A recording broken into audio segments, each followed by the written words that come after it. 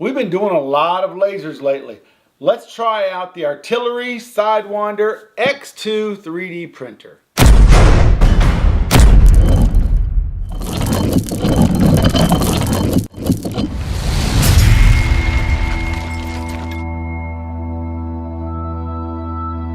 You really want me to tell you the truth about this thing? I don't know yet. I haven't even put it together.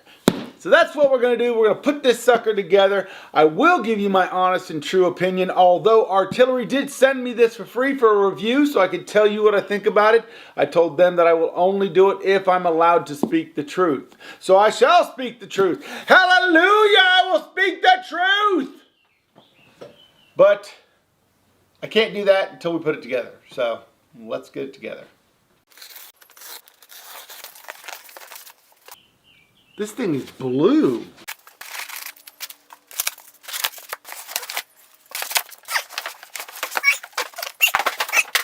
Oh crap, this thing is giant. Wow. Let me bring you over here and you can check it out. Wow, this is what comes in the package. You got this big giant base. You have these. You have a bag. I don't know what's in this bag. Let's see. The tools, you got the gantry and you got the base. Seems pretty straightforward. I'll come back after I'm done and I'll let you know how long it took me to put together. 8 minutes and 23 seconds to get this thing together. So while the bed heats up and everything gets going, let me tell you a little bit about this machine. The speeds are 60 millimeters a second to 150 millimeters a second. So that's pretty fast. Layer resolution is 0.1 to 0.35. The bed is 300 by 300 millimeters and it's a glass ceramic. It has a Titan direct drive head with a volcano nozzle on it. Now this has been billed. These stepper motors are so quiet, they said that you could put it next to your bed and it wouldn't wake you up. It is a small color screen for printing. It has a USB connector and it also has a micro SD. You can bring your prints over in either way. All right, here we go. The power is back here. Let's go ahead and put the new filament in. It's heating up. Once it heated up, I hit confirm and then it did this and it's running it through. Now you confirm that it's done and boom, we're done. Snip that off. And we're ready to go. So what you need to make sure you do first is level the bed, and here are the controls. You've seen me do it 100 times. I'm going to level the bed and I will be back. This also has an automatic leveler on it, which is part of the Titan extruder. Let's talk about the automatic leveler. It re-levels every single time that you go to print. I have leveled this thing once since I got it. I have printed a dozen things so far. I'll put a couple of things in this video, of course, but I have not leveled it again and it's still printing extremely well. This is a strange function. There's a little light bulb on here when you go to more and you click on it and then you can see the light comes on. You'll be able to see where you're at on there. That's kind of weird, but kind of cool. So pretty simple. Let's hit the print. There's the benchy right there, so you click on it, confirm, let it heat up, and it'll start printing.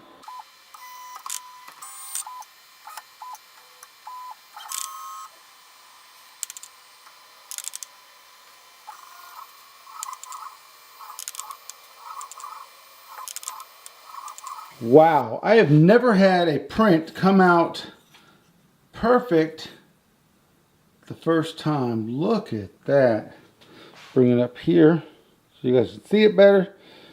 Look at that. And then look, here's the telltale right up underneath there. Look at that. Look at that marking underneath. That is telltale right there. No whiffs or anything off of there.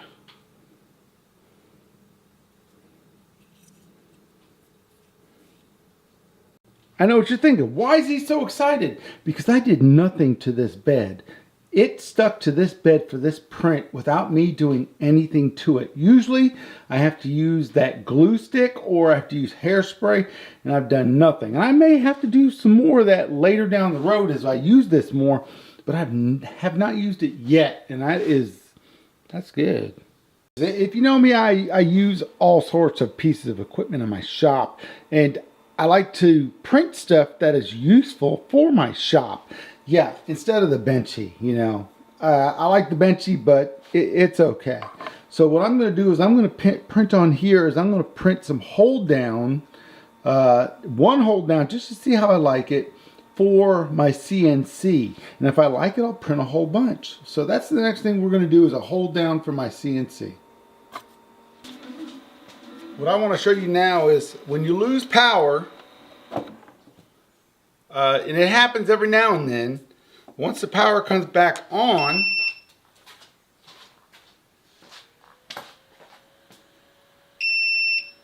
it beeps a few times, and then there's a resume button, and then you push that button right there, and it starts heating back up, and it'll resume. And now it's going to go back to where it stopped.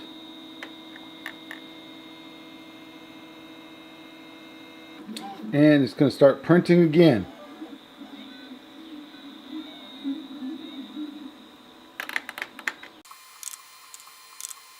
So I have it printing at 60 millimeters a second right now. I'm going to speed that up to 100 on the next print, and then we'll try 150 millimeters a second, which is the top speed of this thing.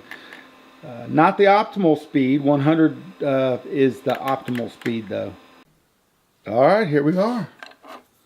They just slide off after they're cold and after they get done. So this is because it doesn't have anything that supports it. That's why it does that. So, kind of curious if I need to put some supports in there. I'll go try this out and I can make a bunch more of these. The extruder here is a volcano extruder, which means that it can pour more filament out quicker, and that allows it to get to those 150 millimeter speeds. What you sacrifice for that speed though is the detail. So if you're doing something in detail, you're going to go slower. Let's just jump on to 150 millimeters per second and see how it does.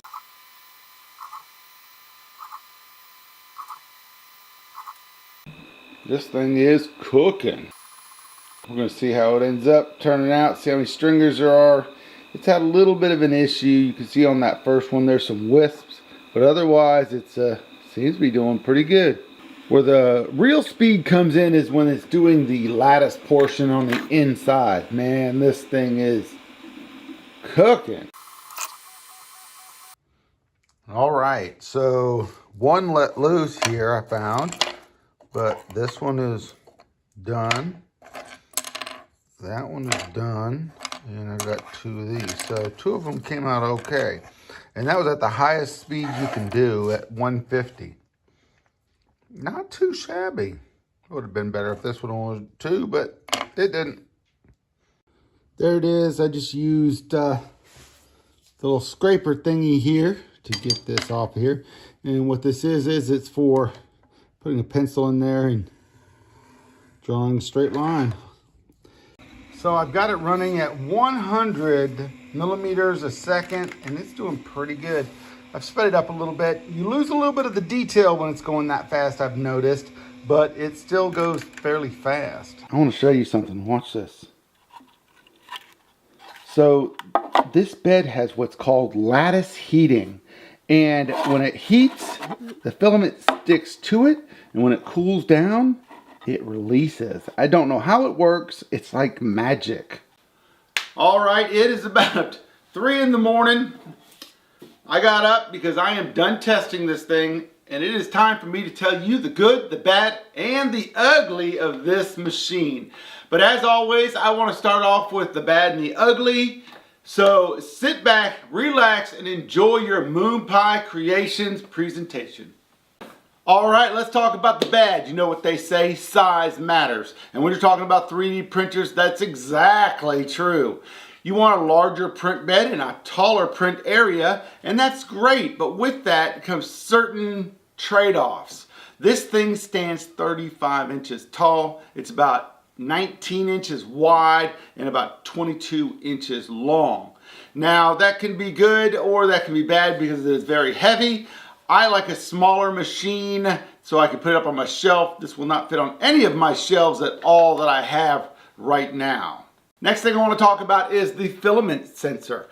I'm not really a fan of having one of these sensors up on top up here. I'd rather have it on top of the extruder because there is a long distance between there and the extruder, and you might be able to finish your project. I just wish it was placed a little bit further down. Linear rails, linear rails, linear rails. How many times do I have to put this out there to all these makers of 3D printers? Linear rails are the way to go. Belt driven is not the way to go. This thing has belts. That makes it a little bit sloppy. I really wish that they would have went to linear rails on the vertical and the horizontal. I think it would have made this thing a lot better. The plastic on this bright blue plastic, I'm not a fan of it. I'd rather see extruded aluminum, make it more sturdy. It'll look better, I think. This just doesn't have the look that I think it should. Don't get me wrong, this plastic is that high impact plastic and it's sturdy. I just really wish that they would use extruded aluminum for that. All right, I brought you in closer for this bad because I don't know if this is really a bad or a good or a great service or just laziness. Okay, they sent me an extra ABL sensor to hook up, and there they sent a note saying sorry for any inconvenience. If you have an issue with your ABL, use this sensor, contact us immediately and we will get you something new out. Now, does that tell me they know something's wrong with this ABL sensor? Maybe. Or maybe they're just being overly cautious. But they do have a spare hookup for the ABL on here. Come on in here and I'll show it. So if your ABL goes out, there is the new sensor hookup. So it is going to be spare, but you're just going to hook it up and you can use it until you get a new one in. So is that great service or is that them knowing a product is faulty? I'm going to say that's good service because I have two ABLs now. So if one goes out, I can use the other one until they can send me a replacement. Okay, that's it. That's all the bads I have for this thing. I'm still going to be testing this for a little while. I'm going to test it for a few more weeks before I take it down. But it is that time for me to tell you the things that I thought were really nice about this machine. The good. A huge plus of this thing is the speed. I got this thing humming up to 150 millimeters a second. How did I do that? First of all, it was this Titan extruder. These things are great. I love them. They're direct drive. They start pumping out that PLA a little bit faster than the older models. And then number two is the volcano nozzle on it. It allows it to spew out that PLA a lot faster than traditional nozzles. One of my biggest pluses of this machine is that lattice heated bed. Wow, I have never ever tested or used a 3D printer that I didn't have to use the hairspray or the purple glue stick on. This thing heats up and it adheres to it, and then when it cools down, it just pops it right off. It's I gotta give you guys credit. Artillery, you knocked out of the park with the bed. I would love for other companies to integrate that into theirs. Longer, if you're listening, I'm talking to you. Auto bed leveling. I've never actually liked it, but I will tell you this, on this thing, it re-levels that bed every single time with that little sensor. And I think I'm getting on board with it. I have not had to re-level this thing, and I've moved it 3 times around the shop trying to do stuff. So, and it is still very level.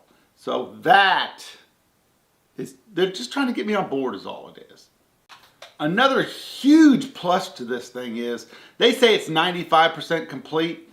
This thing is about 99% complete. And really, if you wanted, you could probably put this thing together in under 5 minutes. So that is great. You can get this whole setup for $300 right now. And that is an amazing price for a nice machine. So I'm going to put all the information down in the description. Go check it out if you're interested in it. So what are my final thoughts on this? I think it's very well made. They do have a couple items that they need to fix. I wish that it was a little bit less bulky, especially at the base, but it's not a game changer. I am a huge fan of this one. I have one other 3D printer that I love immensely, and that is my Longer LK5 Pro. I use that thing all the time.